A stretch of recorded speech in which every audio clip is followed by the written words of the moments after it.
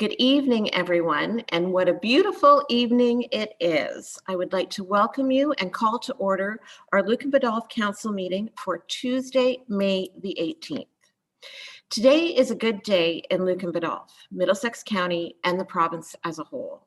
Vaccinations for those 18 and over are now available.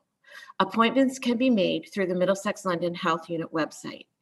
Please be patient. Appointments are allocated on the basis of the availability of vaccine. So remember, if you didn't get an appointment today, try again tomorrow. New bookings are always made available each day. Remember, if you didn't get an appointment or when it's your turn, and now all adults are eligible, so there's no excuse, please book an appointment. If you haven't yet made the commitment to get a vaccine, that's okay, because once you are eligible, you are always eligible. So book your appointment now. I also want to take a moment to acknowledge that this week is National Public Works Week. How fortunate are we to have the staff that we do in this department? Every day, our employees work hard planning, building, managing, and operating key services to improve the everyday quality of life for our Lucan Biddulph residents. From maintaining sidewalks, roads, bridges, our wastewater systems, and ensuring that we have clean, safe drinking water. They all work hard to keep our community healthy and safe. So please join me in acknowledging our incredible team. Public Works Manager Jeff Little, Public Works Assistant Julie Overhauled, Road Supervisor Joe Dewan, Water Supervisor John Riddle, Public Works Operators Andrew Christie, Ryan Dukeshire, Marty Van Preet, Carrie Tribner, and for a few more weeks, Brian Smith. Thanks very much to this great team. Is there any disclosure of pecuniary interest? Councillor Mastarakis. Yes, Madam Mayor. 5A, the minor variance, it's a direct conflict. It's a neighbor, and one of my family members has a business dealing with that neighbor. Okay, thank you very much. Any others? Okay, moving on then. We do have to move into a public meeting to sit as a committee of adjustment. So what I would ask for a mover and a seconder to adjourn our regular meeting to sit as the committee of adjustment under the Planning Act. Councillor Westman and Councillor Regan. All in favor? And that's carried. Thank you. Okay, so we have in front of us a minor variance application. Of course, Dan is here. Dan Fitzgerald is here tonight. So thank you for joining us and welcome, Dan. And and he's going to walk us through this report. So over to you, Dan.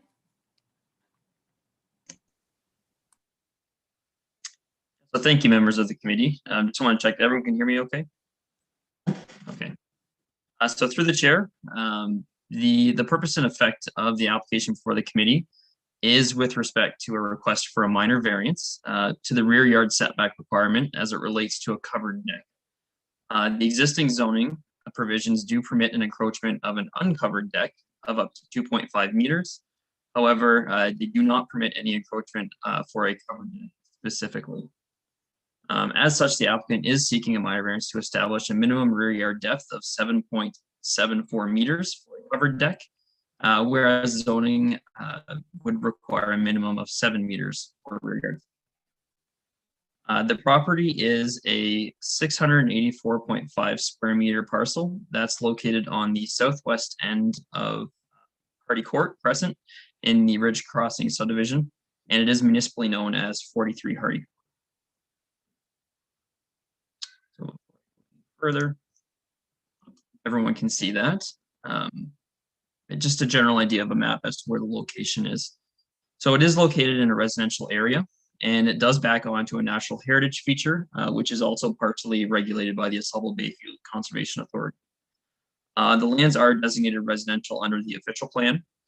They are zoned residential first density exception R1-7 zone, which permits single detached dwellings as well as associated accessories. As shown on the plan, the owner is requesting approval to construct a covered deck on the rear of the property. The existing zoning provisions do permit encroachments for covered porches as previously noted, which has already been approved with the construction of the house. However, the zoning provisions do not permit the encroachment of a covered deck specifically.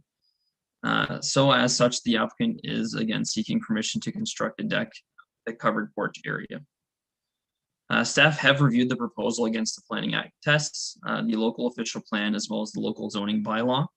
The proposed format of development is considered to be in keeping with the residential character of the area. Staff also believe that the proposal is minor in nature and would not pose a negative impact to neighboring properties, given that the location of the deck below the already permitted encroachment for a covered porch doesn't really add any additional encroachment to the site. Additionally, staff note that the proposal does meet the intent of the zoning bylaw, as it does not exceed the size of the main use of the lands, nor would it, in the opinion of staff, detract from the main use of the property.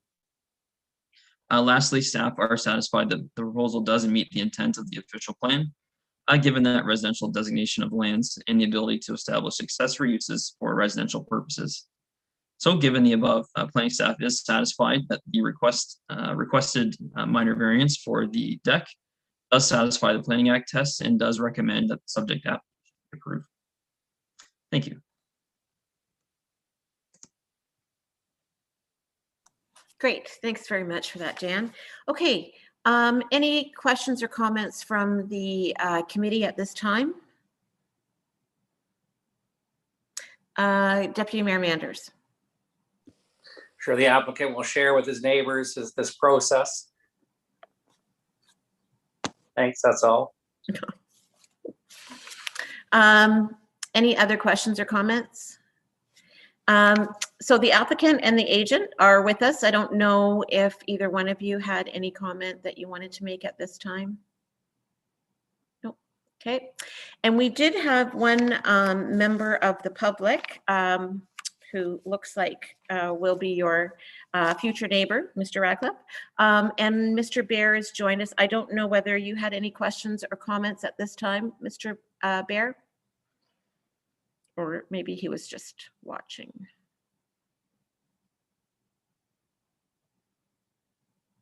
Okay, seeing none, then there is a recommended motion that is in front of the committee, and that, of course, is to accept the planner's recommendation as presented and approve the minor variance application number A-3-2021. If that's satisfactory to the committee, then I would ask for a mover and a seconder for that, please. Councillor Regan. And Move to accept. Yep. Councillor Westman. All in favor? And that's carried. Thank you very much. Okay, and now I would ask for a motion to adjourn the Committee of Adjustment to convene a public meeting under the Planning Act. A mover and a seconder for that, please. Councillor Mastarakis and Councillor Westman, all in favor, and that's carried. So in front of us is an application for a zoning bylaw amendment, and it's the removal of the H symbol. This time I will pass it back over to Dan. Yeah, through the chair, thank you, Madam Mayor, as members of council.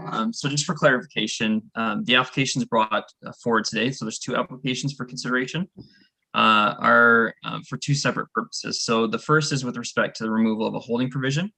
As well, there's a second, which is with respect to seeking a resolution of council to support the developer's request for a condominium exemption with the determination that another public meeting is not necessary. So just as a note to all council members, the planning director for Middlesex County and the county in general is the approval authority for condominium. However, we do seek resolution from council of support for that. So as everyone can see, that the subject property, and we should be fairly familiar with this one at this time, is a 1 hectare parcel of land, which is located previously, which was previously subject to a subdivision application, a zoning bylaw amendment application, which is a 9-block, 44-unit townhouse development, all of which have been approved by council. The existing land uses surrounding the property include single detached dwellings to the north, a 54-unit townhouse development currently under construction to the east, Wilberforce Public School to the south, as well as single detached residential dwellings to the west.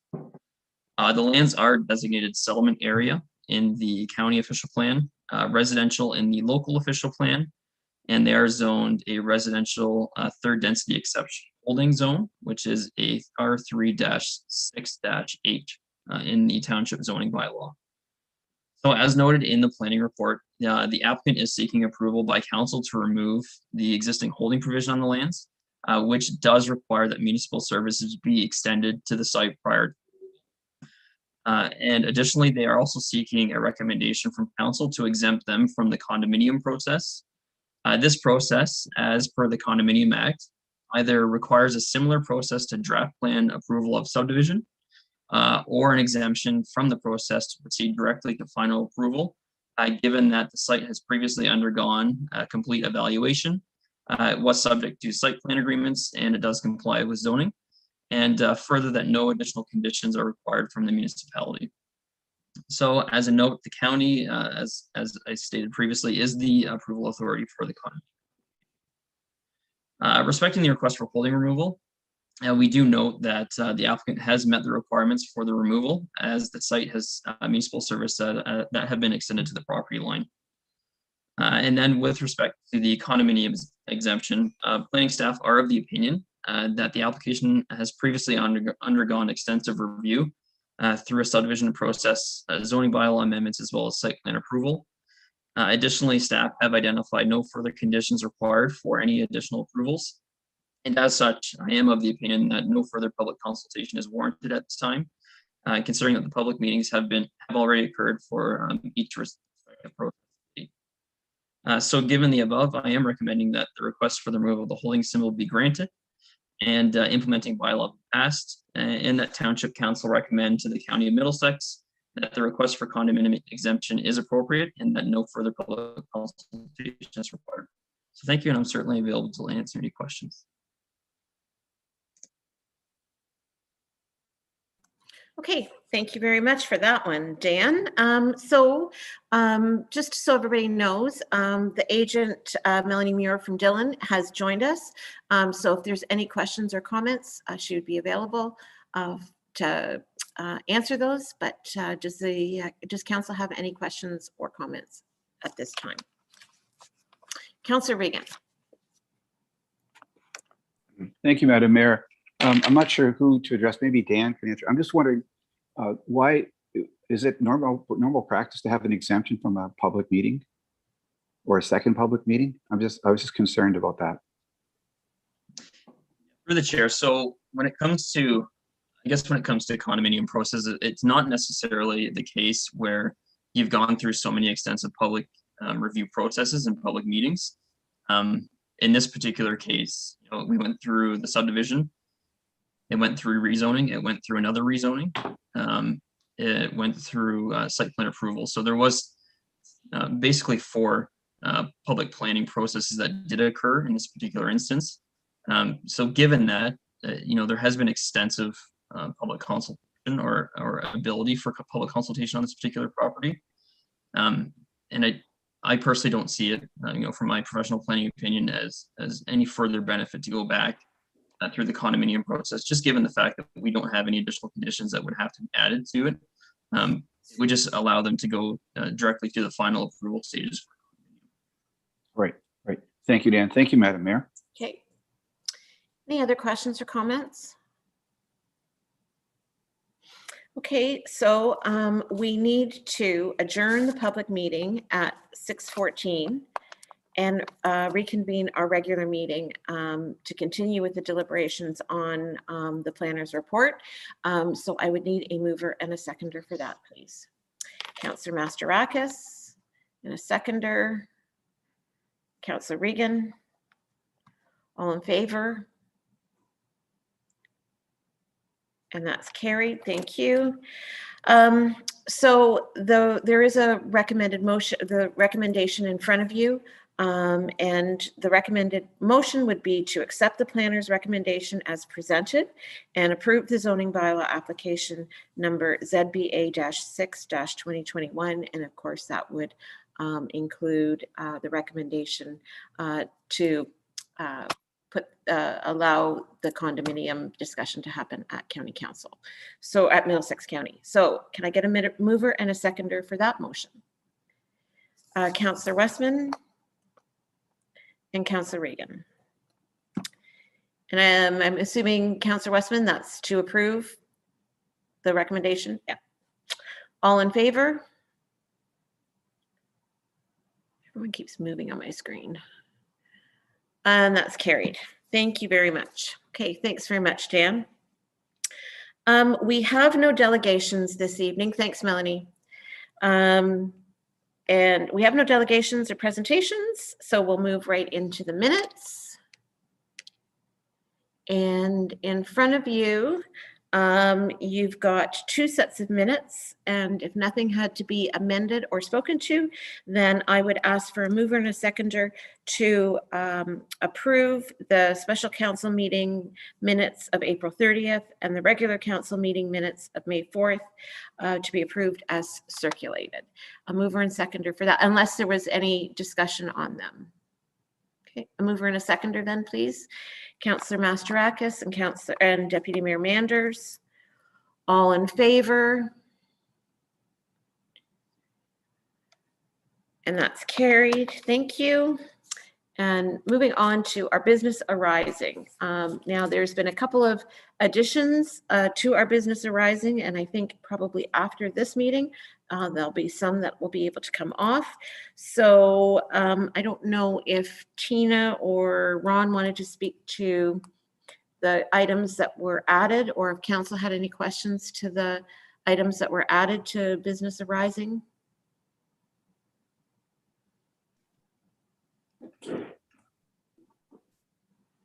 I really didn't have anything, Madam Mayor. There's a few items we can knock off the list after today's meeting, so. Okay, looks good. Then we'll move on to correspondence. And as always, there's a lot there for council to go through, but 2 items in particular have been pulled by staff. The first one is a letter from the Middlesex Censure Archives chair, and the letter is fairly self-explanatory about their interest in starting a Middlesex County archive. And I can, from my limited time on council, I know that this is a subject that keeps coming up over and over again. The last time there was discussion was about 2014, and I think Ron found some documentation and a request back in 2004 for the same sort of thing. But at this time, all they're looking for is that staff, and it would be staff essentially, that would fill out the survey and submit it in, and then depending on the how the survey, the results from the survey, how they will move forward. I didn't know if there's any questions or comments. I think that staff should obviously fill out the survey for them and provide that information, and then they can go from there as to how they want to proceed with requests to the county and possibly to the lower tier municipalities. Are there any questions or comments on that one? Don't know, Ron, if you had anything to throw in there. Yeah, I think you covered it pretty good, Madam Mayor. Mm-hmm. Yep. It, it could be a very interesting project, but it would be a big project, that's for sure. So we'll leave that with our staff to fill out that survey and get it back to them. The next one is with regards to from the Ministry of Seniors and Accessibility regarding the 2021 Senior of the Year. There's not a huge turnaround on this, in that the nomination deadline has been extended to May 31st. which is about 10 days or so from now. In the past, we have submitted nominations.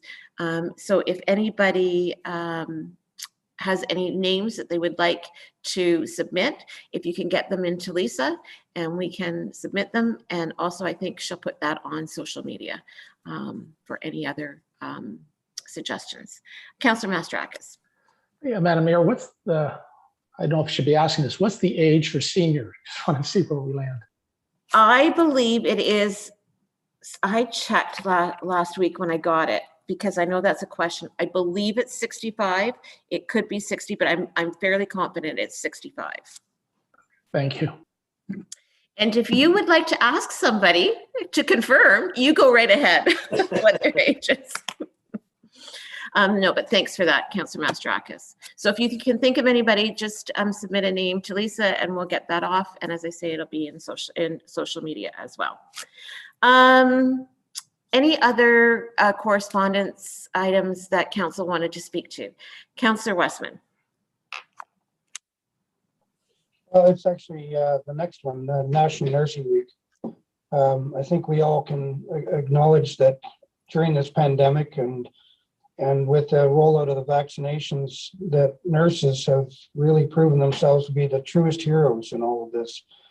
Not just the nurses that are working in emergency rooms or in in hospitals or testing centers or vaccination centers, but also the ones that work in home care and work with VON and work in long-term care facilities. They're under such incredible demand and stress, and they're all being champions about it. So I think we're very lucky. We have a lot of nurses that live in our community and serve in our community as well. So I think we're pretty lucky to have incredible Canadians like these people. So.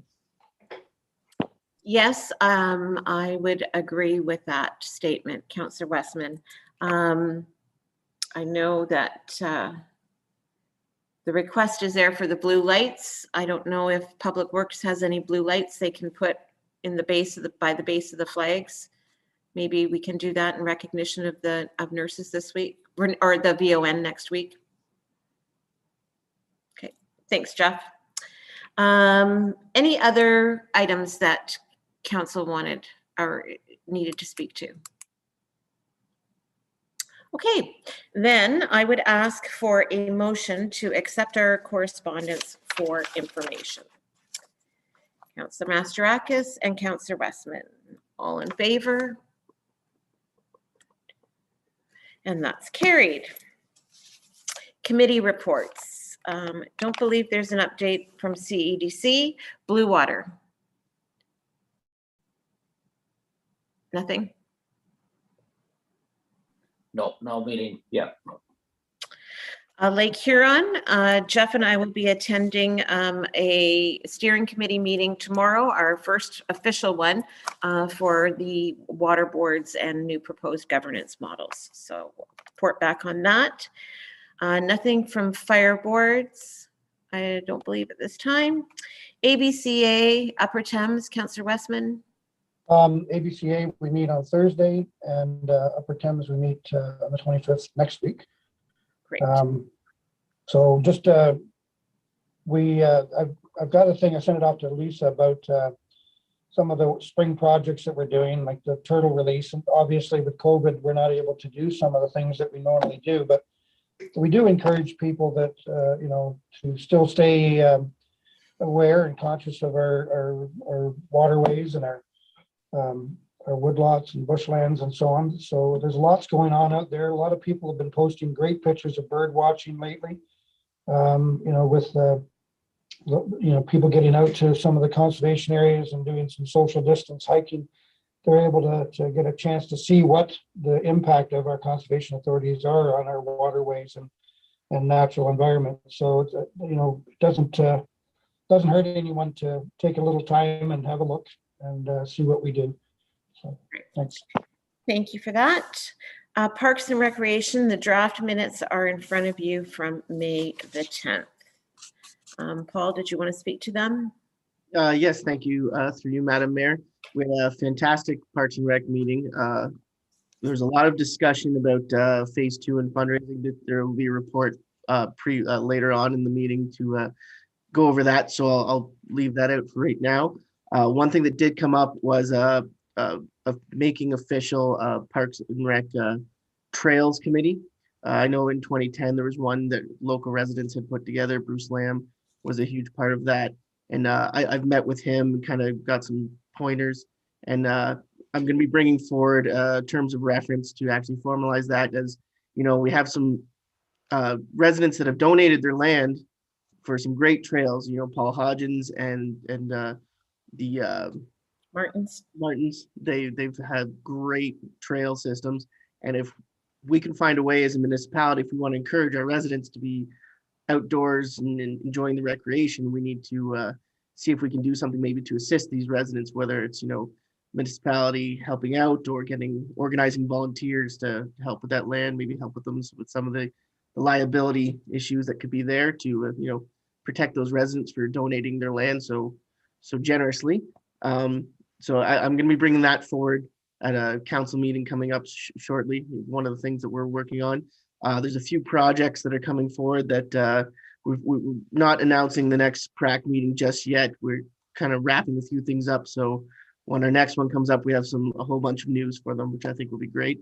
Other than that, the rest will be covered later on tonight. Great. Excellent. Thanks so much, Paul. I guess any questions on any of the committee reports? Okay, moving on to staff reports from our CAO, Ron. Thank you, Madam Mayor. The first one is the transfer payment agreement, and that is in regards to the phase 2 funding from the federal and provincial governments. The report was in your package. It's fairly straightforward. Obviously, this is something that Lucan Biddulph has been working on for a number of years. It's nice to see it finally come through, and as part of that process, this is one further step. So the draft bylaw is included in the package along with the agreement, and the recommendation is that council authorize the mayor and clerk to execute the transfer payment agreement with regards to investing in Canada Infrastructure Program, or ICIP for short, and this is in regards to the phase 2 project. All right, any questions on that? Or were you going to say anything else, Ron? Sorry. No. Any questions on that? As Ron said, this has been years in the making, so this is a motion I'm happy to see and a report I'm happy to see. So there is Ron's recommendation, and I would ask for a mover and a seconder to approve that recommendation and receive his report for information. Councillor Regan to approve, and Deputy Mayor Manders. All in favor? Oh, question? Did you have a question, Councillor Mastrakis? Yeah, sorry. So is it a maximum of 8 million? Is that what we're saying? Or what is this? Does this commit us to an amount? Sorry, through you, Madam Mayor, the funding is based on the application. The application was submitted in 2019, and that was, I believe, at 7.5 million plus whatever the HST is. So it's a fair safe bet that it's going to be more than that, but that is the maximum amount of funding that the federal and provincial governments are going to give us. So we're just agreeing to receive the funding. Correct, along with the process for reporting and everything else that have to be submitted. Right. So later on, we'll talk about the revised budget and the potential additional cost. So this doesn't include that we're approving a $9.5 million potential project. No. Okay. This is basically approving the format that the federal and provincial government have established for the funding. Okay. Thank you very much. Okay. All right. Sorry. Any other questions before I call the vote? Sorry. All right. It was moved by Councillor Regan and it was seconded by the Deputy Mayor. All in favor? And that's carried. Thank you very much. Okay, your next report, Ron. Thank you, Madam Mayor. The next report is basically an update on the Community Safety and Policing Act consultation. we are being asked that every detachment has to have a police services board. And the minimum number of people that sit on that police services board is 5, of which the composition has to be 20% members of the public and 20% have to be provincially appointed members. So trying to work those numbers in with the fact that we have 3 First Nation communities has a little bit of an impact there. So in the report is a proposal regarding the makeup of what a police services board could look like. You will notice that Chippewa, the Thames, Munsee, Delaware Nation, and Oneida, the Thames each have 1 member. Middlesex Centre, obviously one of the largest municipalities, has 1 member. Thames Centre has 1 member. And then Lucan Biddulph is proposed to share a member with North Middlesex. And that's similar to what we do with the conservation authorities as well.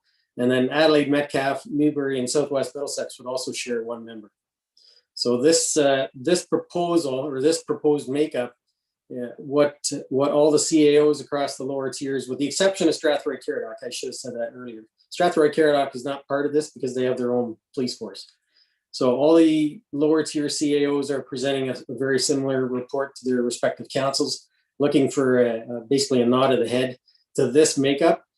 If everything goes forward and there's no issues, all the CAOs will pen a joint letter to the ministry with this proposal. That has to be, or that's supposed to be in by June the 7th next month. And once that happens, then they take that under advisement. And I don't believe we'll probably hear anything for about a good 4, maybe even 6 months, maybe even longer, depending on what they have on their plate. So this is not going to be a quick thing. I think this will sit on the back burner for quite some time. I think the ministry staff would like to have something in place for 2022, whether that's January 1st or whether that's July 1st, that's still a question. So I guess at this point, the recommendation, Madam Mayor, and the rest of the council is that the report be received for information, and further that council approve in principle the following municipal makeup of the Police Services Board for Middlesex County Detachment.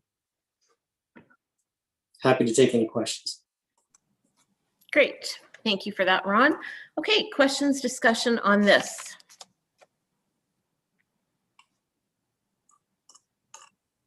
Okay, seeing none, then you've got the recommended motion in front of you that Ron just walked us through. If somebody would like to move that and second it, I would be happy to take that now. Councillor Westman. And a seconder, Councillor Masterakis. And any other discussion, further discussion? All in favor? And that's carried. Thank you very much. Did you have anything else, Ron, to just any verbals at this? Just a quick verbal update, if I may, Madam Mayor. I was able to touch base with the CAO in Perth South to discuss the fire services master plan. They are very busy with a couple other projects at the moment, and she said she will make it a priority with council to get back to me because right now they haven't had a discussion at the council table in regards to what participation or if they will participate. So that's sort of step 1. We can't even get to step 2 without sort of that being happening first. So we'll wait until they make a decision and then we'll move forward from there. Okay, thank you. Any questions for Ron at this time? Okay, Tina, did you have anything from your office? Thank you, Madam Mayor. Just a couple of things to note. You will note that the Council Code of Conduct was on the business arising. The changes have been made as suggested by our Integrity Commissioner, and they've currently been sent to him for review. So we're just waiting to hear back from him, and hopefully we'll have that for the next council meeting. Just another update regarding the eScribe agenda format. We are looking to do a launch of that on our June 15th council meeting. So things may look a little different then, but I'll give you more information as the time comes. But that's where we're at with that progress right now.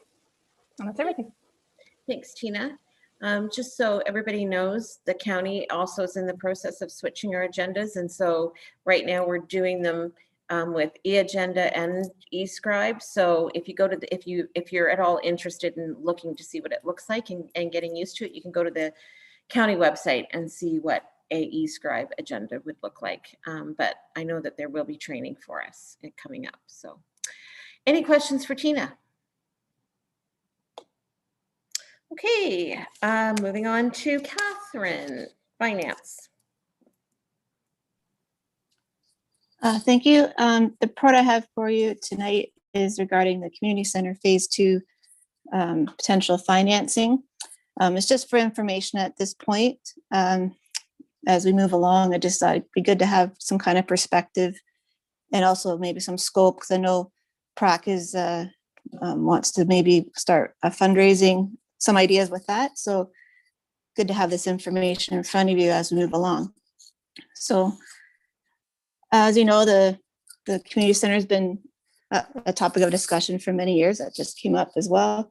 And it was, so far it's in 2 phases, and phase 1 was completed around 2018, which was the addition of the daycare. And funding for phase 1 was involved mostly from a grant from the province. And then also the remainder was financed through a loan, but those loan payments are covered completely by the daycare rental revenue that we get. So now we're on to phase 2. And in 2019, of course, we applied for the ICIP grant, and earlier this year we were notified we were successful for that, and you just approved the transfer payment agreement. So now we have that information. Now we can kind of think about what's it look like for the rest of the financing. So I have some assumptions there, and of course, some of these are unknown at this time, but we got a good project cost, maybe around the 9.2 million. Of course, we won't know any final numbers until that goes to tendering. That process is when that gets approved, and we'll see what the numbers look like. So the 9.2 came from the value we had back in 2019, and then just kind of add some engineering and the markup for maybe potentially today's cost. But it's a good ballpark number to work with and add some perspective to the project. So what can we use to pay for that? Of course, we have our 5.5 million from the grant, and we propose we could take out 1.5 million to withdraw from the building reserve, and that's in the attachment that I have, which I'll go through in a minute. We have a very conservative estimate fundraising goal of $250,000. And after we use up all those or exhaust all those financing options, the remaining can be funded by a loan. And right now, approximately to balance would be about $2 million. And in my assumptions, I assumed a 10-year term from Infrastructure Ontario loan rates. And of course, those could change at any time, but we wouldn't apply for that loan until the project's done. Further to note, also financing, if we do get a loan, the County of Middlesex currently has a program where they pay the loan interest on the first $1 million for 10 years. But I know that program, they're working on enhancing that or maybe changing that. So we don't sure what that looks like, but if there's expansion to that assistance, we'll certainly tap into that as well. So the spreadsheet that I have is the detail of we currently have on the building reserve fund. Of course, we have many types of reserves. This one's specifically just the building. And I'll go through each column. I think that was helpful. Just so you can understand what this spreadsheet is telling you at this time. I just want to mention that, so like the first column, the annual contribution to reserves, that's what council has, knowing this project's been coming up. I know that council in the past few years has increased the amount of contribution to this reserve in light of this potential project. And so we keeping that in at 400,000, and then we'll increase that by about 1.5% starting next year and continue that on for as long as council would like. So that just puts money into the reserve. The on this spreadsheet, the numbers in black are additions to the reserve and the numbers in red are the withdrawals. And then the next column is our transfer from development charges.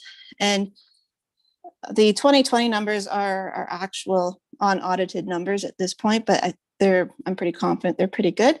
And of course, the development charges, we don't know a good number. That's a very conservative estimate. It really depends on how many houses and or other residential buildings get built in the year. And that's reflecting withdrawing, putting back into reserves the money you took out for projects, the 2 projects for the library and the public works building. So that was identified within the development charges study that we've been collecting development charges on. And then the next column is the 1.5 million that I mentioned earlier to potentially draw out of this to fund the phase 2 construction.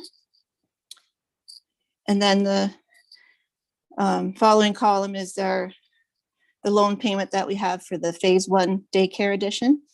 And that'll end in 2029 because that was for 10 years.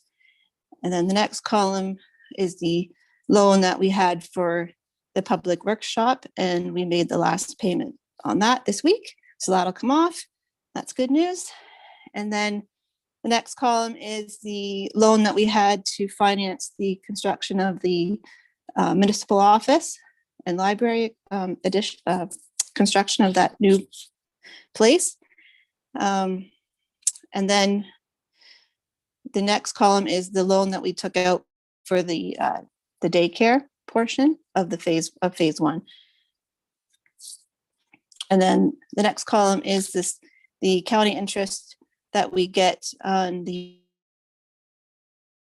loan that we had for the municipal office. And of course, that was on the first million. So that'll end, as you can see there. So even though the loan for that building extended out many years. And then the next column is the for the phase 2 of the project, that if based on the $2 million loan for 10 years, if the county allows us to tap into their program for the subsidy for the interest, that's reflected, that'll go right back into this reserve to offset the loan payment, help offset the loan payment.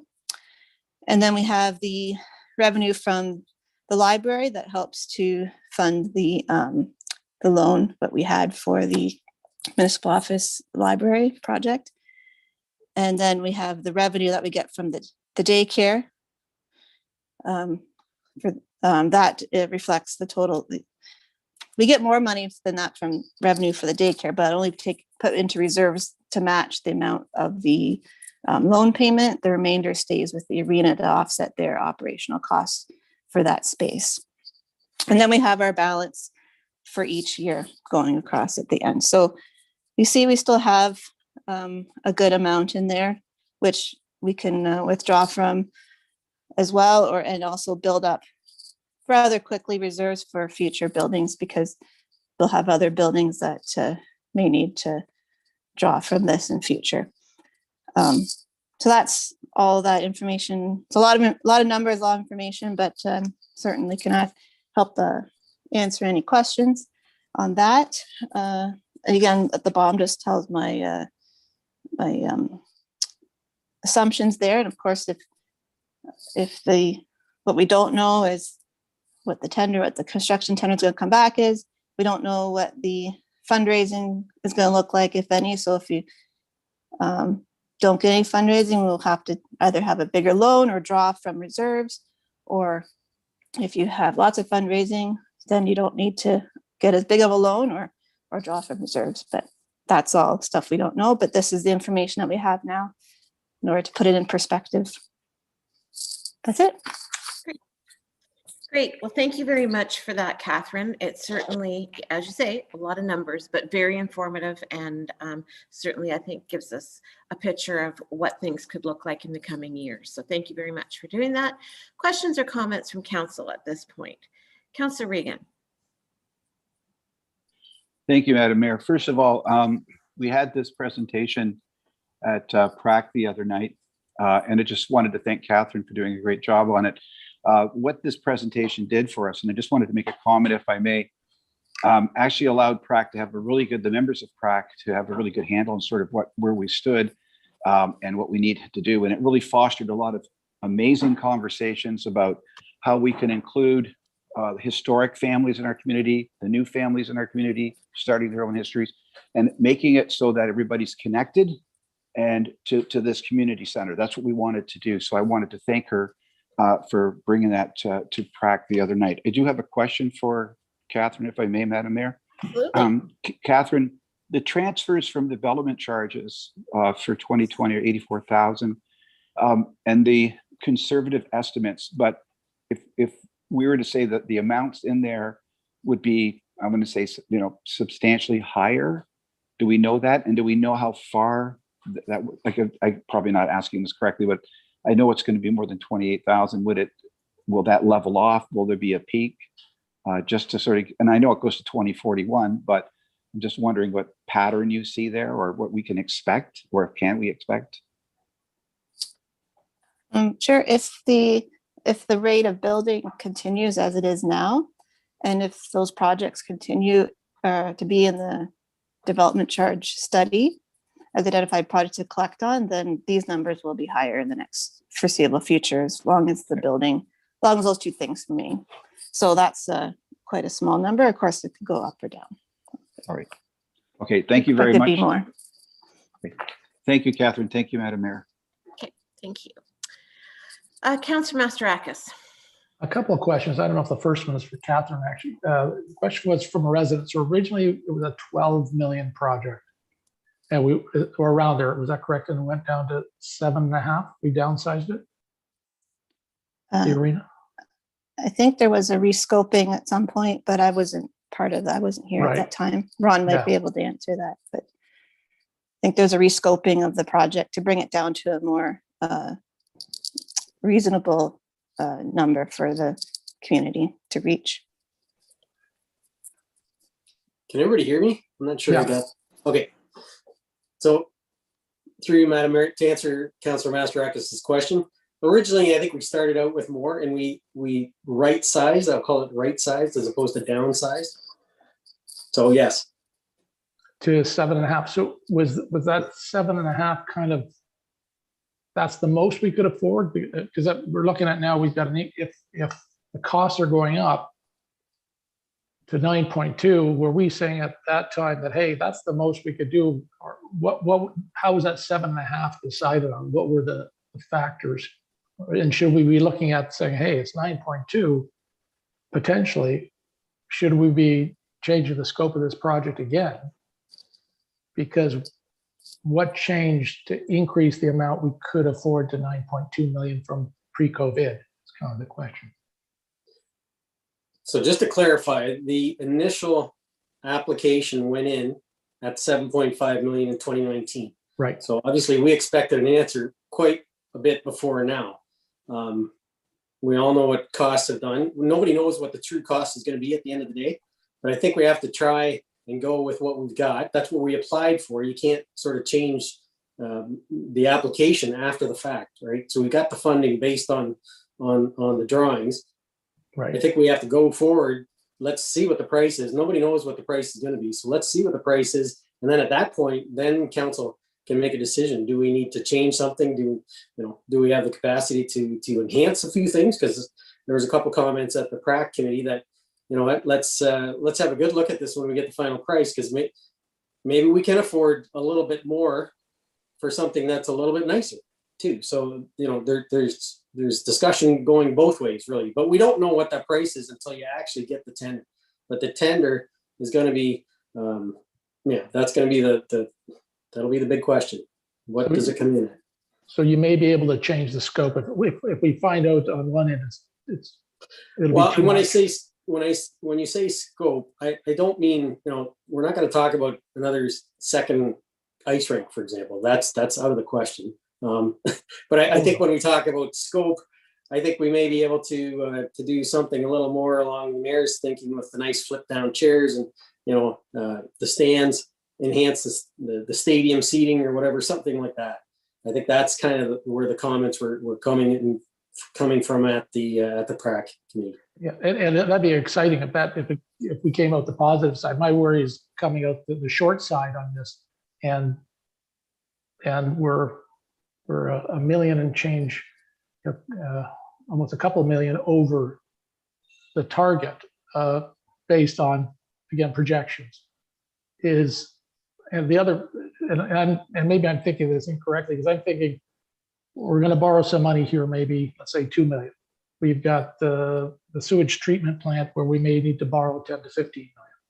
If we do the phase 2 industrial park, we're talking about $1 million there. Emergency services, after the fire services master plan, are we going to need 1, 2, 3, 4 million there? I'm worried about the debt load of the entire municipality and how this fits into that. Plus, with the costs going up, the other thought I had was the asset management plan. So if all our infrastructure costs are going up as well, and we were behind by 2 to 3%, and I know Jeff Little's done a lot of work to go along with inflation to improve what we do with the targets set out.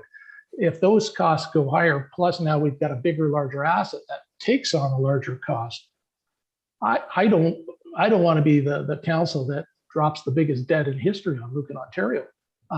So I don't know if that's the case. I'd like to, if it's done, if there's a way to see a more holistic projection. We've got a lot of data from the sewage treatment plant that we can put some numbers together. Then we can decide, hey, do we want to go 2 million extra at the community center? Maybe that is. Well, maybe we want to put it in the industrial park for $1 million. That's a revenue generator if we put more lots on there, rather, So to make decisions on these costs, because I'm concerned, are we going to be debt strapped if we take on a lot over the next 5 years? So that's where, for me, I'm trying to, and I don't know enough. I'm just trying to figure out all the pieces and how they come in together, because that's, we're looking at 16, 17 million in debt. I know there's cash flows that are going to be coming in. We've got the growth. The numbers are good. From the projections they give us, we've got the development charges, but we're going to have to take on the debt first until that starts to happen. So if there's some kind of analysis we can do which incorporates those other pieces, that would give me peace of mind. If I may, Madam Mayor, Councillor Master-Echoes, I get where you're coming from. Absolutely. There's good debt and there's mortgage is considered good debt. Some of the credit card is considered bad debt, right? So I don't want you to put this project in the same category as the sewage treatment plant, because again, I think you touched on that point. Water and sewer is user pay. This project is actually funded by all taxpayers in the entire municipality, right? So this is affecting the tax rate. The sewage treatment plant, whatever happens there, it does not affect the tax rate. It has to be a user pay. So I think what we might be able to do for you to make you feel a little more comfortable is get some numbers together. We typically get one piece of paper at the end of the year, and Catherine, I don't know if we've got it yet this year, that sort of outlines the maximum borrowing that the ministry would allow. I don't ever want to get to that point. It's a pretty scary number, and I can't imagine that staff or council would ever approve anything like that. But it's a very high number. Our hope, I guess, from staff putting this together and showing council how this looks, the intent is to make you feel a little more comfortable that this is a good project. And I understand that we don't know the final price yet. And once we know the final price, then we can plug in the actual numbers. But again, there's still a few unknowns, right? 250,000 for fundraising is a very, very conservative estimate, in my opinion. The other side, Councilor Regan talked about it, the transfers and development charges. Again, Catherine's taken a very conservative number on a go-forward basis. The county is trying to look at enhancing their interest-free portion that they used to have on $1 million. Maybe it's going to be $2 million. So maybe that in the spreadsheet where it says 20,500 interest rate subsidy from the county, that might end up being double. so there's a number of variables within there, and I think you have to trust staff to present that to you when we have it. I was going to say we're all taxpayers too, but I guess I'm not a taxpayer anymore in Lucan Biddulph, but I'm still a taxpayer, and my heart is obviously still with this community. We're not going to do something that would jeopardize our financial future. Absolutely not. The only thought I had, I may be incorrect, so you have to build the sewage plant first. So before you can start collecting revenue, that it may be in stages. You're going to have to put out the 10 to 15 million. With our growth, I expect closer to 15 million if we do the second train, just because the projections they're doing, or the next half a train. So those are a lot higher numbers than I think we're looking at. But anyway, regardless, I mean, I get your point. Yeah, and so then if you're at that point and our debt limit is 18 million, we've got 2 million off of the arena, and then if we've got something for emergency services, we may be at our debt limit.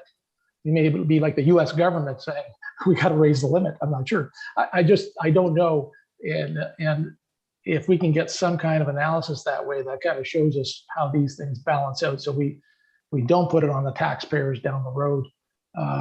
That it's managed well. Even if it's free interest, we're still going to have to repay that capital that we've got. And can our cash flows manage to pay the capital if we're not getting the revenues yet from the sewage treatment system?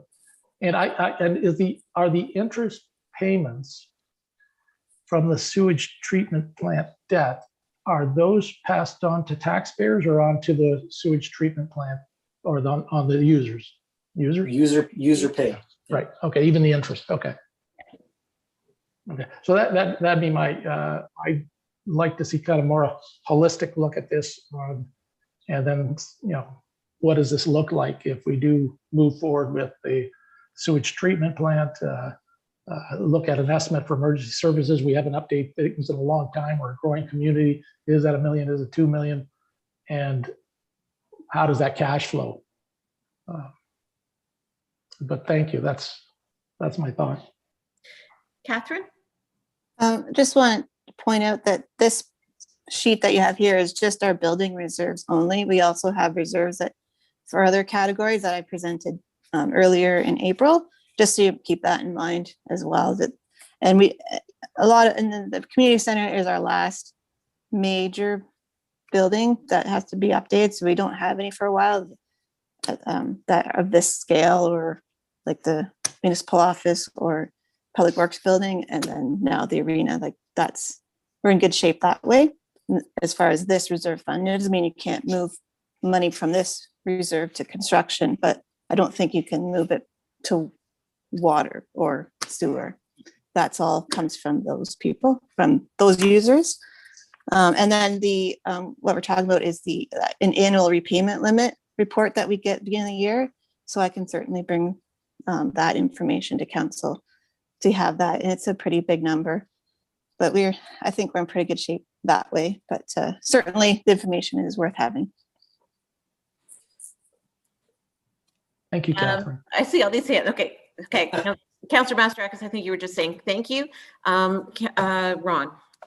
Yeah, I just wanted to make one more note there. The repayment schedule that Catherine's got on this spreadsheet is pretty aggressive at 10 years as well.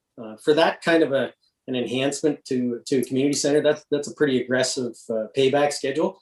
And obviously we're trying to save some interest payments there. And although the interest isn't that high, and it's being offset by the county as well. So, with the county having the 10-year program, we try to take full advantage of that by paying the entire loan within the 10 years. So, there's options within the repayment schedules as well. So I just want to make that clear to everybody.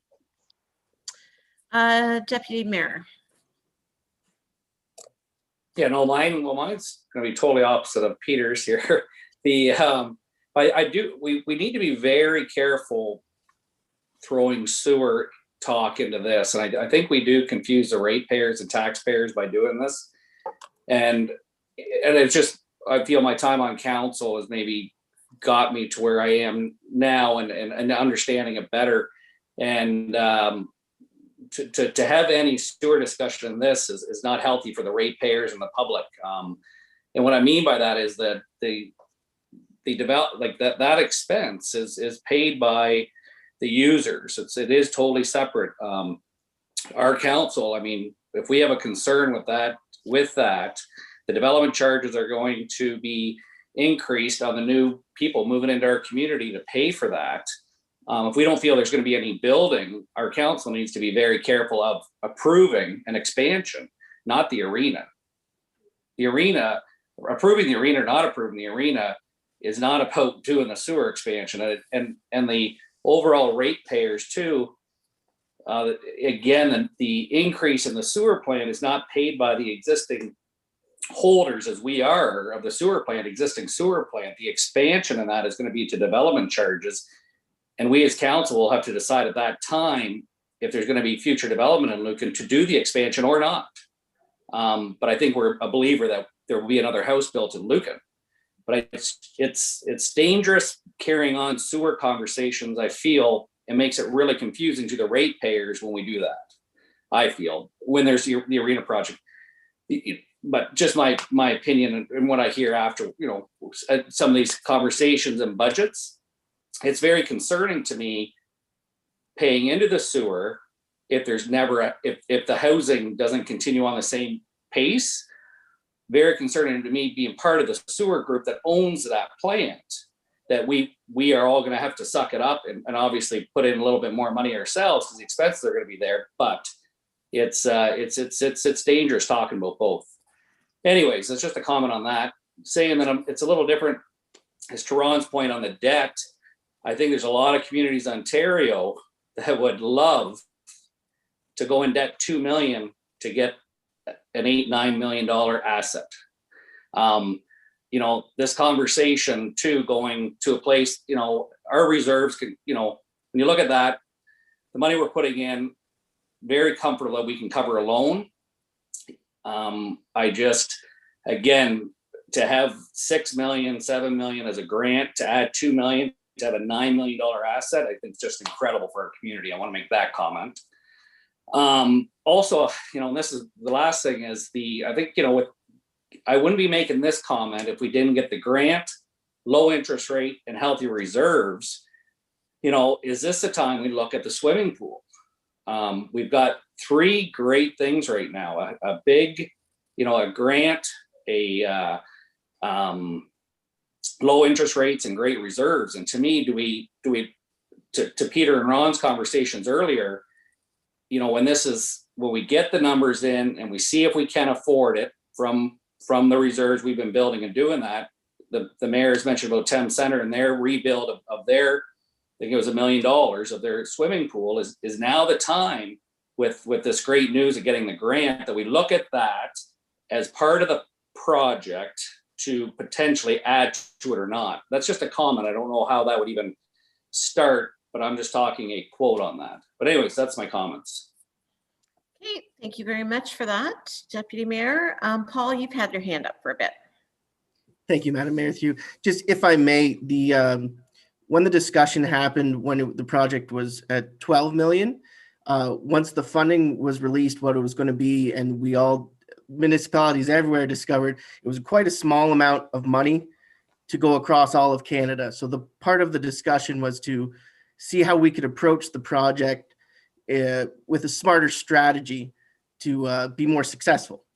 So when we relooked at the plans, we saw, what could we do better? What could we do slightly different to maybe bring the cost down, because there was different streams. And I believe our stream was the projects under 10 million, as we felt that we would have a better success rate. And that, that was part of the advice, that we seeked out for going for this grant. So I think, it wasn't that the 7.5 was our max that we were able to handle. It was more so, what would we be more successful with for applying for this grant? I just think that's important. We should understand. And then 2, I think when we talk about scope, we have to understand what we've applied for and we have been approved for. That is what our project is. There's minor changes. Obviously, we can do fine tuning here and there, but for the full out scope of the project, in order to accept the funding, that is what our project is. I think it's important that we need to understand that. I mean, I know the pool's come up a few times, and I think now would be the great time that we, interest rates are great.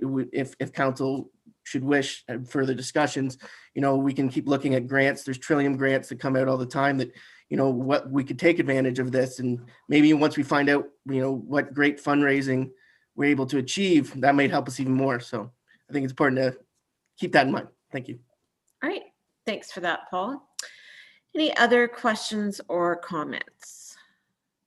I just want to clarify on the, Catherine, for the development charges for that amount, phase 2 is included in our development charges, because I think if I remember correctly, that's a question or a conversation we've had in that, like a percentage of the phase 2 expansion can be attributed to growth, if I'm correct. So it's only just a portion, right, of the project. I'd have to go back and look at the development charges study, and if it's specific in there and then we've been collecting for it, then yes, we can draw money from that one, from the development charges, if that's in that, if it's identified in that study. Okay. I can't recall specifically, but if it is, like, that's how they look at a project for a development charge study. They take then, okay, what's the percentage that is for future and existing versus existing people, and then the collective, whatever that portion is for residential development charges. Right. Okay. So I don't recall if that's in there specifically. Otherwise, you can't draw from development charges if you haven't been collecting for it. For that project, Mhm. right? Yeah, right. Okay, all right. Thank you for that. All right, any other discussions on this report? Okay, the recommendation is just to receive Catherine's report for information. Can I get a mover and a seconder for that, please? Councillor Masterakis and Councillor Westman. All in favor? And that's carried. Thank you very much. Anything else, Catherine? No, that's all I had. Thank you. Okay, great. Thank you. Any questions for Catherine? Okay. Planning, we're done. Public Works, Jeff. Good evening, Madam Mayor and Council.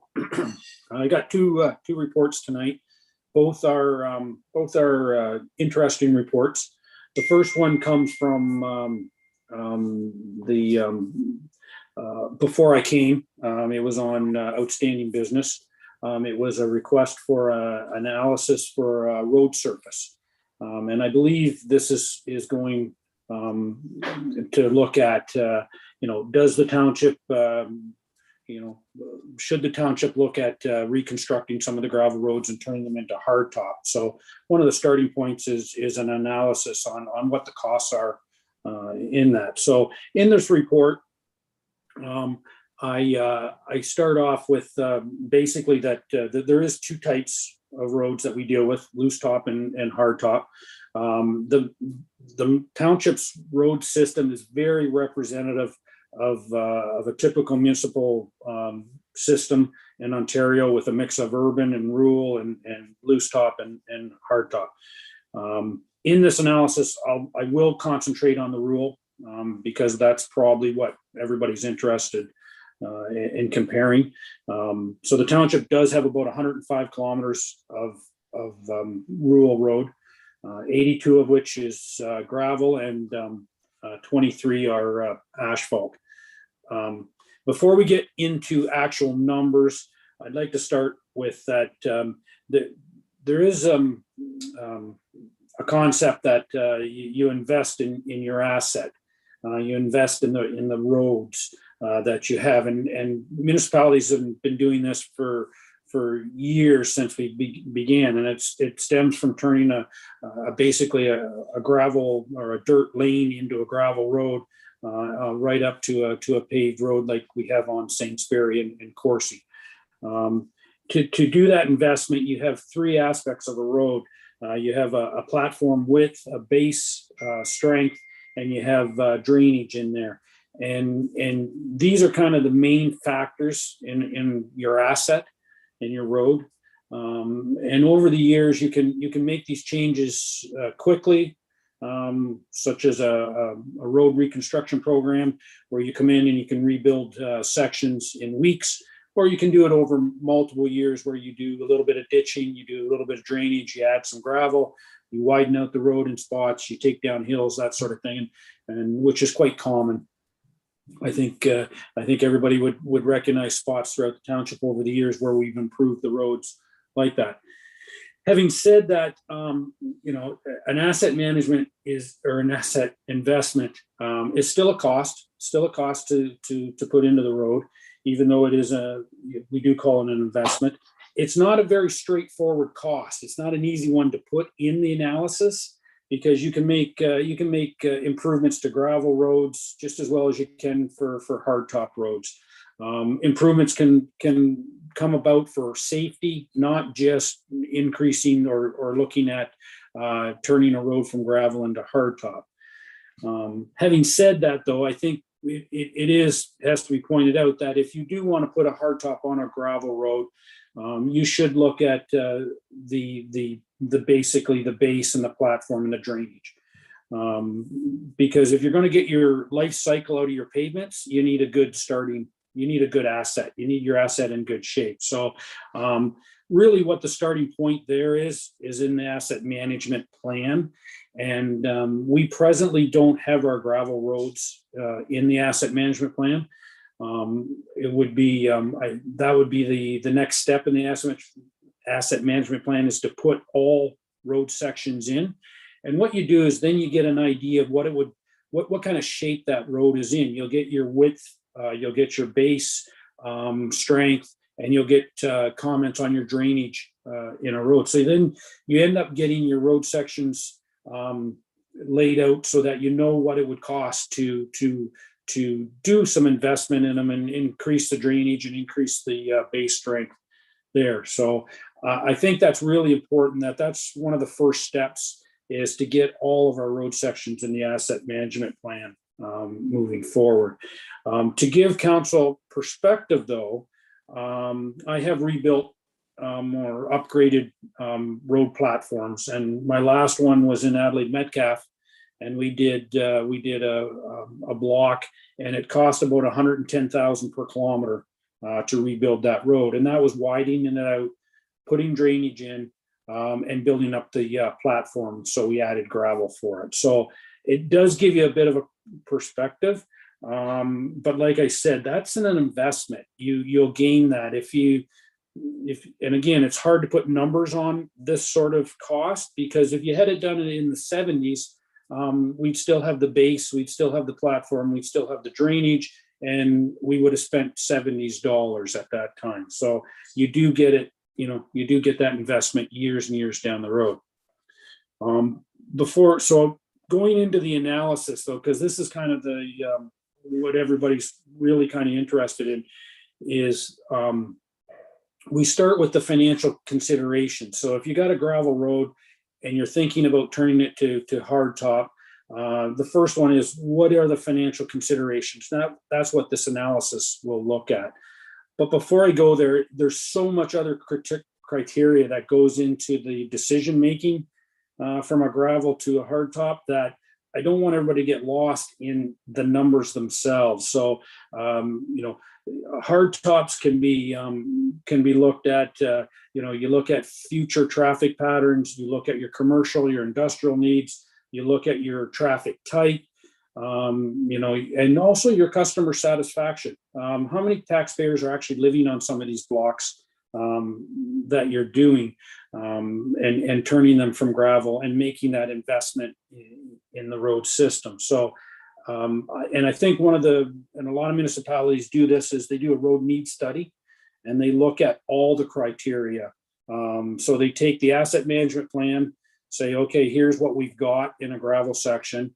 We can then do a road need study and look at what and lay it out for council and to see if there should be a program in place, or if there's blocks that do need to be turned from gravel onto a hardtop. So Before we go any further into the analysis, though, I would like to make one thing, kind of highlight one thing. Right now, currently, and this is very important, all of our roads are under 1,000 vehicles a day. We didn't lose, that's the wrong wording. We uploaded the Wayland to the county, which changed the way we do minimum maintenance standards at the present moment. So I think that's very important, because once you get past that and you get into higher minimum maintenance standards, you have to start running double shifts. You have to start doing more maintenance. You have to start doing more road patrols. And there's just a higher level of service. So I would be very cautious on creating roads that would get us over 1,000. And I've seen that happen, where you take a gravel road that's running at 800 cars a day. You're having trouble keeping the gravel on it. You hard top it, and you've got 1,500, a year later. So it does happen. So you have to be careful of the future implications of changing a gravel to a hard top. So keep it moving forward. The numbers are there in the chart. I don't want to get too down in the weeds in the numbers, because this just gives you a snapshot and a basic idea of what it costs gravel versus hardtop. And I think it's pretty clear, pretty average throughout the province. A gravel road is more expensive to maintain year to year than a hardtop road. There's no doubt about it. But there's also the capital outlay of the hardtop initially that drives the cost up. And if you look at it on a yearly cycle of 18 years, you can because that's basically the life cycle of a paved road. You can start to figure out that hardtop in our municipality over the lifespan, including capital and maintenance costs, does run higher than the gravel per year. So if you just look at those numbers that I presented in the chart, basically the cost analysis does show that gravel roads are more effective presently the way we do them. With the traffic counts we have and what we have out there, we're right on track. So that's a good thing. If people have questions about the numbers, I certainly can answer more about them. It is hard to break them all down. Trying to break down how much fuel goes into a grader to go out and grade a gravel road. We can start breaking it down further. But again, I think you can do it both sides, and I don't think at the end of the day you'll see much of a difference in the percentages as they change. So, having said that, that's the snapshot we are today. We're doing just fine. I think cost analysis, our gravel roads are cost effective. I think we're doing okay. Having said that, the traffic count plays a huge role in gravel versus hardtop roads. And the MTO has basically a guideline that says once your gravel road gets over 400 cars a day, it becomes hard to maintain. It becomes costly, that you should be looking at a surface treatment above 400. And once you get over 1,000 cars a day, they recommend a guideline of going to pavement after 1,000 cars. In my experience, that's exactly right. I've seen gravel roads, like I said, I've seen gravel roads with 800 cars on it, and we have trouble keeping the potholes out. You'll have maintenance costs at least twice the cost of gravel and dust control. So there's no doubt there is a factor there. And I think at that point, once you reach that point and you go over the 400 cars a day, and you start doubling your maintenance costs, it all of a sudden flips. It becomes more cost effective to have a hardtop road versus a gravel road. And that's where a lot of municipalities across Ontario start that conversion. Okay, let's get them over to hardtop. We're having trouble maintaining them. And that's really where it kicks in. So having said that, one of the best tools in our toolbox is to have traffic counts on all blocks. Every single road section in the municipality should have a traffic count on it. Unfortunately, with COVID, that really has not worked out well in the last year. So the plan is, as soon as we can, we're going to go out and get some road counts and get the sections labeled. And if you go out and talk to residents, and I've had calls about it, Corsi line, Roman line, there's residents out there that are seeing traffic counts going up considerably. But unless we get these counts in there and actually do the counts, we got to get hard fact there. So that gives us the starting point. So basically, well, I'll jump down to the summary. So before I go any further with that, so the summary basically is, if you take a snapshot of a cost analysis right now, we're doing fine. Our gravel roads, our traffic counts, they're there. We're doing, our program is working. I would recommend that we do our traffic counts. We enter our gravel in the asset management plan. We get them listed there. We can find the potential there, and then once we get that, we'll have a better snapshot of where our road system stands. And then, as a council and as we can have a discussion on how much investment, if we want to do a program of investing in our road system out there, that we need to, that will be cost effective. So I think that's a good starting point. That's the report. I don't mind doing a report like this, but I think it's so much bigger than just an analysis. I think you get lost in the numbers if we try to break the numbers down too much. I think the big factors are all of them put together: traffic count, types of traffic, commercial, industrial. Are we trying to improve our road system to improve, our tax base, our customer satisfaction? All these things play a big role, not just financially. Now, I get it. We have to have budgets and we have to be, prudent that way.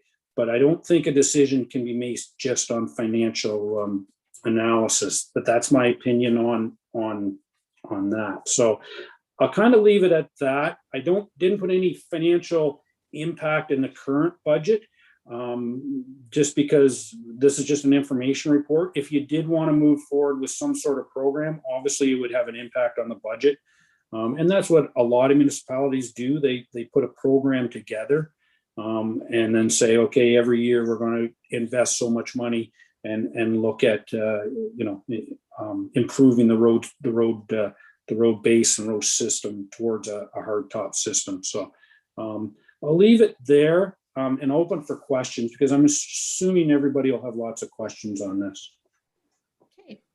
Well, thank you very much for that, Jeff. As you said, it's been on our business arising for a while now, so appreciate you tackling it, because certainly our roads are often the topic of many a discussion.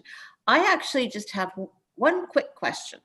What, in layman's terms, is the difference between, well, I know what a gravel is, but a surface treated road, and then move to asphalt? Would that be like a tar and chip sort of thing, or?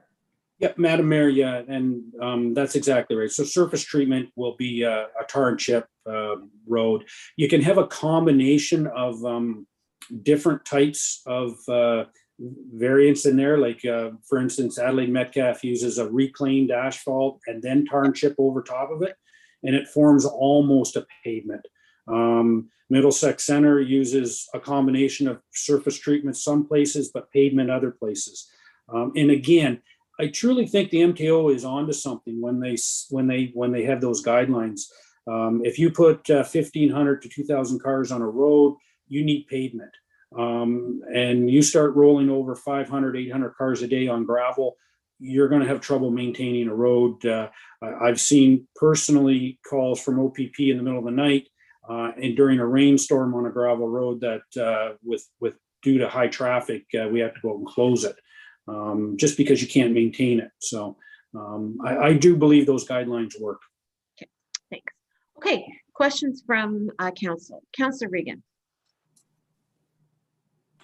Thank you, Madam Mayor. Hi, Jeff.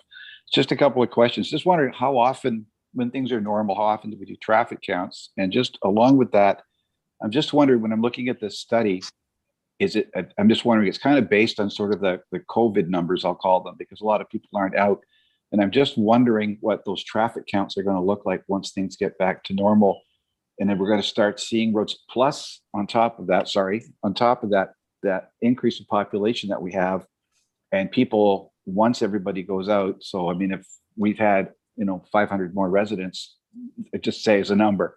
I'm just wondering what kind of effect that's going to have once all the restrictions are lifted, and whether or not we're going to have to be looking at some more of our gravel roads and doing hard top with that. Do you see that projection? I'm just asking you to look in a crystal ball here, I know, but. Okay, through the mayor. First, the traffic counts during COVID. Yeah, I don't think realistically we can get a good view on that. Although it would be interesting to see some of the traffic patterns that are happening out there. But we need to do them every year. Even for insurance, we need traffic counts basically every year. And that way you end up getting a pattern. So even if it's over a 5-year period, you can start to see traffic. For instance, moving up on Fallon, I would say that just in my experience, I'm seeing a lot of people coming down Saintsbury, and instead of coming through, because Saintsbury is closed right now, they're cutting across Fallon. Right, they're either taking Fallon over and going down the Roman line, or they're cutting over to Corsi and staying out of the village right now because they didn't want to get into the road closures. So to try and do it during COVID, or trying to do it during a road closure that affects everything, you got to be real careful because those numbers will, askew your the pattern.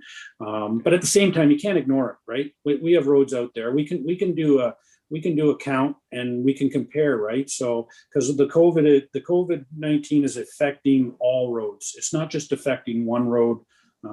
It's affecting all roads. So we can get an idea and get maybe a percentage comparison of what some of the roads are out there that's happening. So, and as for looking to the future, there's definitely no doubt when you have growth, you're going to get higher counts.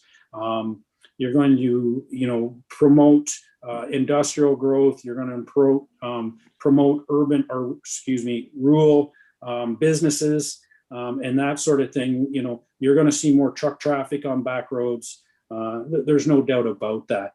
Having said that, though, I think one of the things that we have to keep in perspective is when you're dealing with, say, Lucan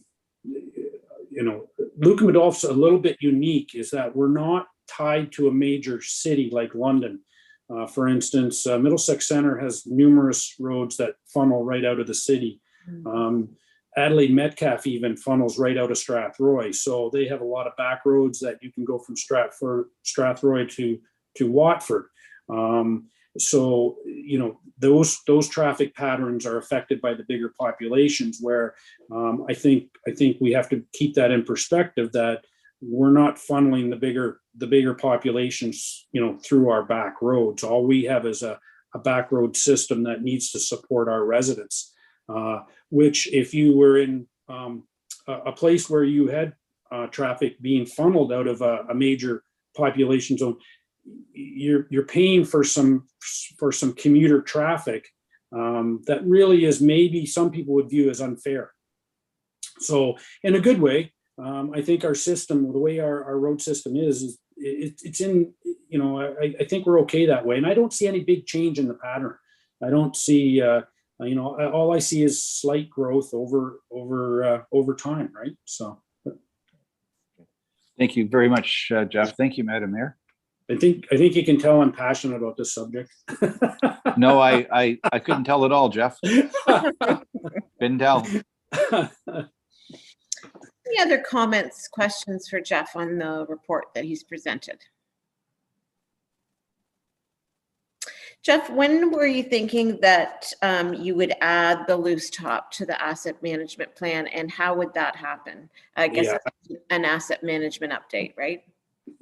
Yeah, Madam Mayor, I would suggest that gets next year. So 2022, and we put it in the budget as an upgrade to the asset management plan. And we would probably, very similar to how we did the initial hardtop, is we would hire someone to do, and they would do, measurements, sampling, our ditches, that sort of thing, and do each section and put it into the plan. So, yeah. So for 20, okay, great. 2022. Okay, last call for comments. Okay, thanks, Jeff. You want to move on to your next one? Yeah, the next one is, I'm just going to bring it up here, is a sewer use bylaw. And this is something that, and Ron, we did try and make sure we were looking back through, but anyways, whether we had one or we didn't, and we needed an update, that's what we're here for. And we're starting to find where this started from is we're bringing in some industrial businesses, and we need a little bit, I don't want to call it control, but we just want to make sure everybody's using the sanitary system like they should be. And so this is not an uncommon, pretty much every municipality has some sort of bylaw in place like this.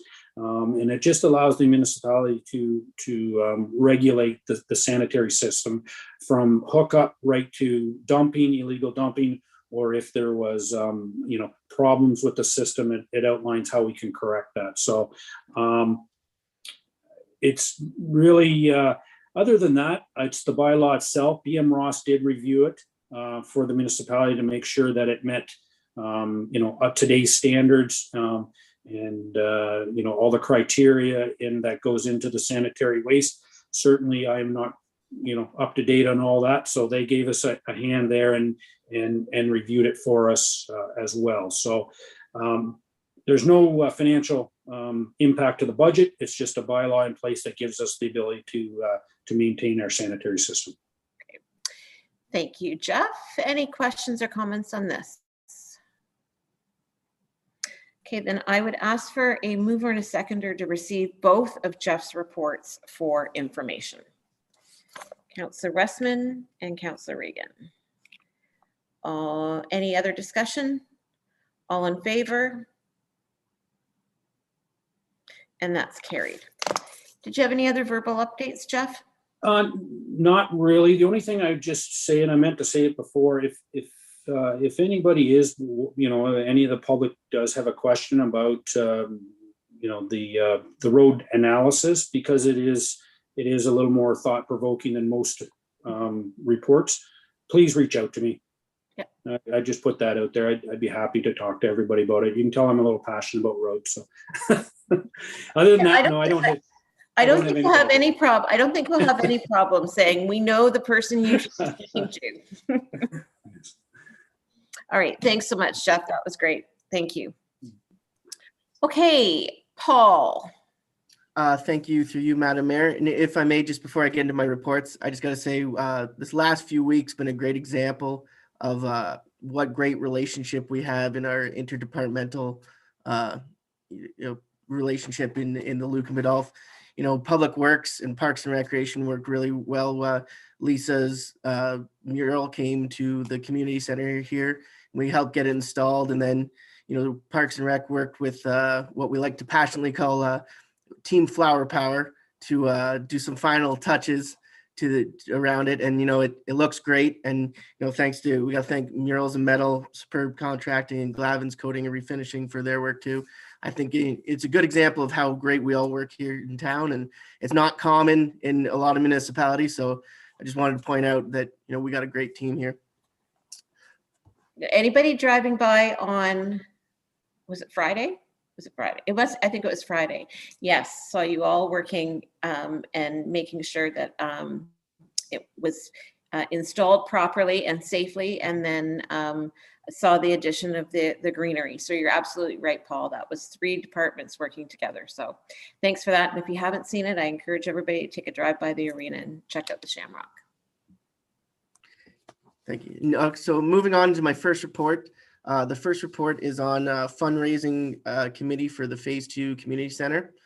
The purpose of this is to determine a fundraising strategy for Phase 2.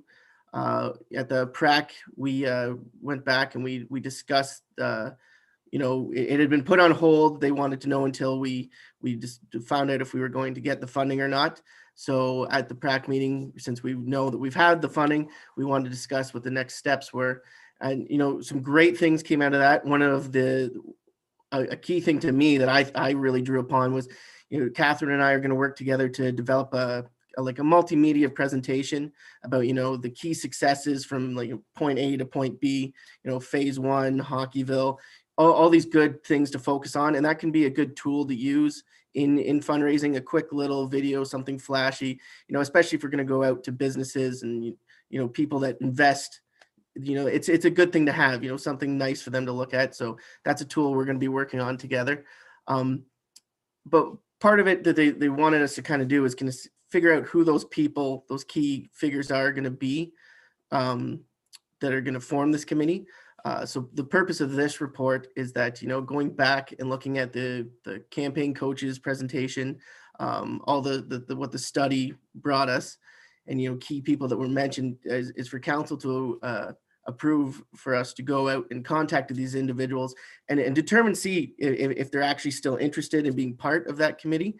Because there was some identified in the study that said that, they would be interested. Some were potentials, some were people brought up by other people that were interviewed. So I think what we need to determine first is if those people have interest, and we want to sit down with them and hear their ideas, as well as present them with campaign coaches and pracs, and then at that point formalize that committee, and then we will bring a full report to council with that committee, their goals, and kind of how it's all set together.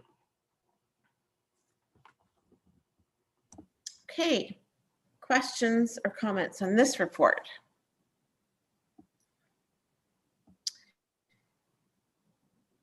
Okay, I guess I just want clarification though. It's just taking the information that was put together when we looked at doing this, I guess almost 2 years ago now, but doing it essentially on our own without a consultant, correct? Correct. It's still the feeling of the committee and council. Obviously you should have input in this. Do we want to go back and hire a fundraiser? I don't think the committee is in support of that. Their feelings still remain that they feel with a smaller goal that it'd be more worthwhile to do it ourselves, so we're not reducing from that goal by paying a consultant. Okay, no, I just wanted to clear, and obviously that, who knows when a committee is struck, how that takes off, but at this point in time, I just wanted that clarified. Okay, any other questions or comments from council on that? Okay, so the recommended motion is that Paul's report PR-06-2021 be received, and further that council approve the formation of a fundraising committee for phase 2 of the community center project, and direct staff to approach individuals identified in the fundraising feasibility study final report to discuss key findings and strategies. A mover and seconder for that, please. Councillor Regan and Councillor Mastarakis. All in favor? And that's carried. Thank you. Okay. So moving on to my second report, as it's no surprise to anyone, we have had difficulty this year finding lifeguards. So part of the purpose of this report is to increase our abilities as management for part-time workers who are not on the grid, that maybe we can make our wages a bit more competitive, and to help try and attract those people in. So in this report, part of it is showing some comparisons that have been done over COVID, when we were all deciding whether or not we were going back to pools or not having pools. And, we're not bad, but we're on the lower side of those tiers. And a lot of them have like a 3-step, a 5-step. So the purpose would be to allow us to try and become more competitive, to hopefully draw in people. Because I know not having a pool, it was very upsetting idea to the members of PRAC and, the community in general. So we like to see if we can do whatever we can to try and make a pool season happen. So, no one can say that we didn't try. And I think it's just good to have this as a resolution of council that, staff has this ability, and it's a tiered step. It's not just, manager of Parks and Rec just decides this paying $20 an hour or $30 an hour. Obviously, it would go to the next step is Treasury. They are well-versed with the budget and what our capabilities are, and the CAO. So it's a tiered process, but this would just allow, we wouldn't have to come to council and wait for council every time to try and make ourselves a more appealing employer. Okay. Thank you, Paul. Questions on this report, comments, discussion?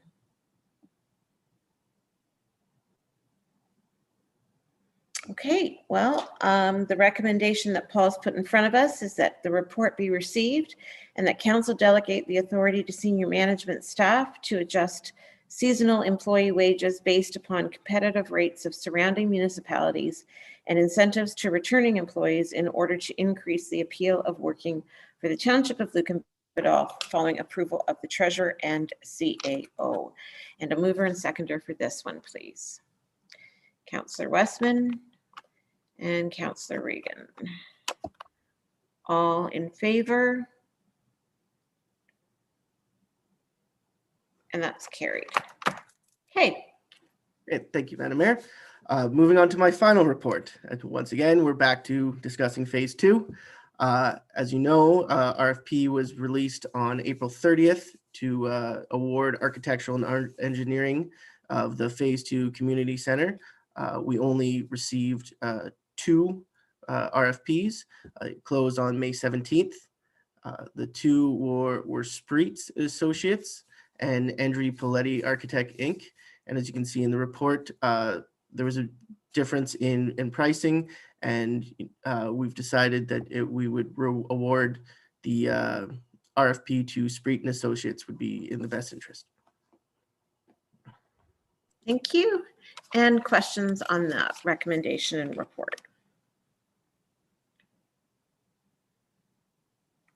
Okay, so the recommended motion is that the report be received and that council award the architectural and engineering contract of the Phase 2 Community Center project to Spreet Associates as per their RFP submission.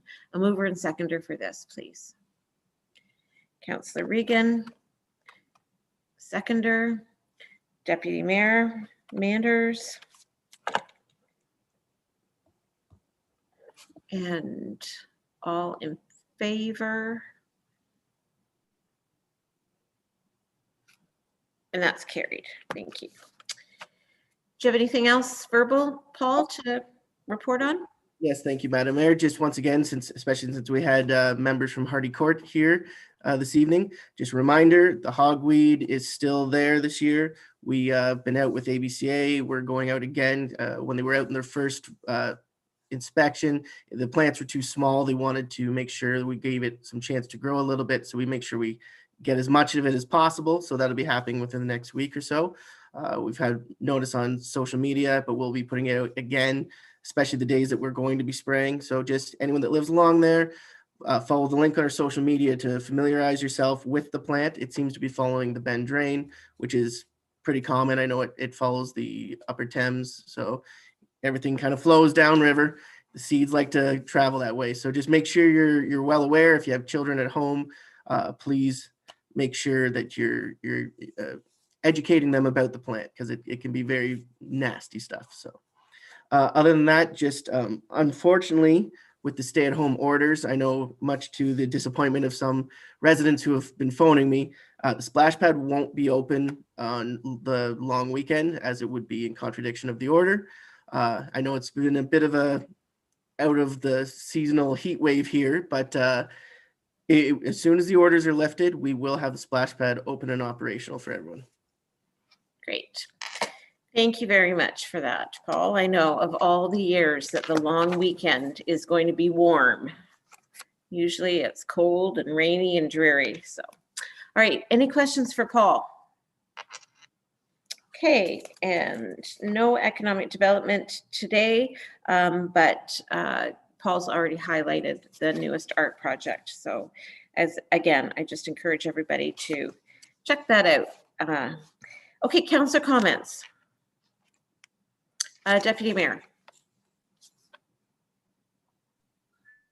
I'm just wondering if Ron could give an update on next steps of the future designation land. I believe staff met with developers and a couple of weeks ago or sometime. And I believe there's going to be a public process to this with council. And what's your expected date of that?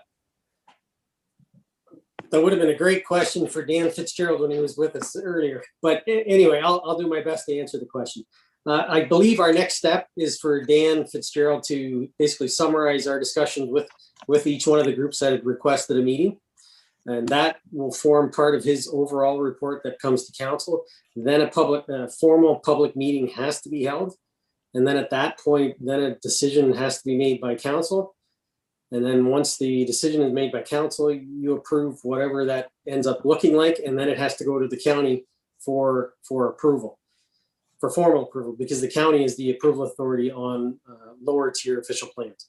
So the timeline, if you're looking for a date, Mr. Deputy Mayor, I'm not sure. Actually, sorry, yeah, I didn't ask that right. I'm only asking for the date of the public meeting. The next that's short of a timeline. Oh, so just okay. Just that date. So not the end conclusion. I don't believe Mr. Fitzgerald has got that far yet. So any public meeting dates will come to council first. Obviously, it's very important that council can be there. This is going to be a big meeting. So if and when we get to that point, there will be an email to go around to make sure that it's a date that every member of council can be there. But maybe if he's not at the next meeting, I'm just again curious of not a hard date, which will it be will it be the fall or late summer? Just again a guesstimate. So from himself, so obviously not from you. He's the one got to do it. So yeah, the best answer I can give you is I'll reach out to Dan and see if he can sort of narrow the time frame for you. I don't want to say the wrong answer here. So. No, for sure. Yeah. Thanks. And I think the plan is that will be a standalone meeting. Yes, correct. Okay. If I can just add one thing there, through you, Madam Mayor. The public will be given 20 days notice on that public meeting as well. So all the developers that were interested will be notified and it will be publicized in the paper. So there will be lots of notice given on the date that's chosen. Thanks for that, Tina. Any other councillor comments? Councillor Regan. Thank you, Madam Mayor. I just have just two questions. I'm getting some inquiries once again about the signs as you're coming into Lucan. We had brought this up before that they were just going to change the color scheme on that just so that people can see the dates and such. So I did have two residents ask me about the changes because the last answer I gave them was I said it was going to be in the spring and the warmer weather. So I'm just checking. And so I don't need an answer on that right this second. I do have a question for Ron, though, if I may, about the police board. I'm just noticing that there's one member, if I may, Madam Mayor, there's one member for both Lucan Biddulph and for North Middlesex. And I'm just wondering, with the fact that we have an OPP station and we have a very growing population, why do we not get our own member? I meant to ask that during that and I just let it slip. But I'm just wondering, with our population, the fact that we have a station, I think we should have our own representation. And is that something we can ask for? Is that something we can do? Because I think that's something we deserve. Through you, Madam Mayor, if I can answer that. The reason we're sharing one is to try and control the size of the board. Right now, we're, for lack of a better description, we're 5,000 people. Middlesex Center has one representative, and they are 3 times the size of that. Same with Thames Center. So we have to try and control the size of the board. And I understand that we are sharing a representative, and I would suggest that the representative would be either a member of Lucan Biddulph Council or North Middlesex Council, and that could alternate. It could alternate years. And again, these are discussions, and and questions to be discussed a little bit further down the road. But the short answer is we're trying to control the numbers around that table. You don't want it to get too big. Right now, with the way it is outlined there, we're still looking at a 12-member committee, which is fairly large. So. Right. Just follow up, Madam Mayor. My concern is just making sure that we get proper representation. If the fact that if North Middlesex has three times the population, and I understand that they need representation, I just don't want us getting lost in that. So I mean, if there's an alternate, so we go back and forth. But I'm still just again concerned that we don't get fair representation for our residents. So that's just my comment. Thank you. So through you, Madam Mayor, to respond to that question. Right now, we don't have a board at all. We don't have any representation whatsoever, truth be told. Do I feel that we still don't get our needs met? Absolutely not. I mean, if something does come up, the mayor or myself pick up the phone, we call Inspector Dean Croker and from the OPP, and he will address it. And, I think we ran into that issue where there was an issue in Lucan with break-ins. What was that, maybe 2 years ago? And certainly they jumped on that fairly quick. So it doesn't necessarily, it doesn't require a board or an individual representative on the board to get action from the OPP. I guess that's the point of trying. Okay, fair enough. All right. Okay, thank you, Ron. Thank you, Madam Mayor. Right. Any other councillor comments? Okay. Moving on, no changes of budget, any notices of motion. Okay, then we've got a couple motions still left to deal with, and the first one is that council receive the attached accounts as paid for information as follows. For April, $545,188.97. Any mover and seconder for that? Councillor Westman and a seconder, Councillor Regan. Are there any questions on those accounts? All right, all in favor? And that's carried. And the second one is that the council authorized Paul Smith, Abby Vandermuren, and Daniel Regan to attend the virtual Pro Educational Forum on May 26th, June 2nd, June 9th, and June 16th, 2021 from 1 to 4 p.m. at a registration cost of $200 per person plus HST. And it should be noted that our first registration is covered by our Municipal Pro membership. You mover and seconder for that, please. Councillor Mastarakis and Deputy Mayor Manders. And all in favor? And that's carried. And then we've got our bylaws, which there are 4. And I'll say resolve that if no one cares to speak to these bylaws on their first, second, and third reading, that they be considered to have been read a first time and passed, read a second time and passed, read a third time and passed, and that they be numbered 38-2021 execution of transfer payment agreement for the ICIP agreement, 39-2021 sewer use bylaw, 206-2021 removal of holding symbol for Ridge Crossing Townhomes Phase 2, and 40-2021 the confirming bylaw. A mover and seconder for that, please. Deputy Mayor Manders and Councillor Westman, all in favor? That's carried. Resolve that the council meeting be adjourned at 7:53 and the sun is still out. Mover and seconder for that, please. Councillor Regan and Councillor Mastarakis, all in favor? That's carried. Thank you very much. See you in 2 weeks. Have a great long weekend.